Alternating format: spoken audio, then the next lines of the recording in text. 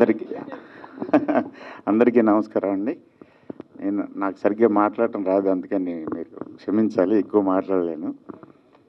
శాస్త్రి గారు ఏంటనేది చాలా బాగా చెప్పారు. గురవారెడ్డి గారు కానీ, మా శ్రీరామ్ బాబాయ్ కానీ, రామ్ చరణ్ గారు కానీ. శాస్త్రి గారు అంటే ఏంటనేది ఆయన పాటలతోటి 30-40 ఏళ్ళ నుంచి తెలుసు. అప్పుడే 89 నుంచి 88 నుంచో నాకు పరిచయం.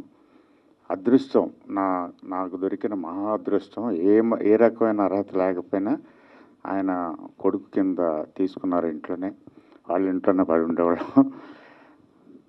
ఆయన ఉండే ఒక ధైర్యం, యాక్చువల్గా ఒక 6-7 నెలల నుంచే సినిమా స్టార్ట్ చేద్దాం, కొత్త సినిమా స్టార్ట్ చేయాలని, కానీ నాకు పాటలు ఏం చేయాలో అర్థం కావట్లేదు. ముందు ఆయన దగ్గరికి వెళ్ళి మాట్లాడి, ఇలాంటి పాటలు ఉంటాయి, ఇలాంటి కథ అని అనుకుని వెళ్ళేవాడిని. వాళ్ళు అది లేదు, ఒక రకంగా అనాథ అంటారు కదా,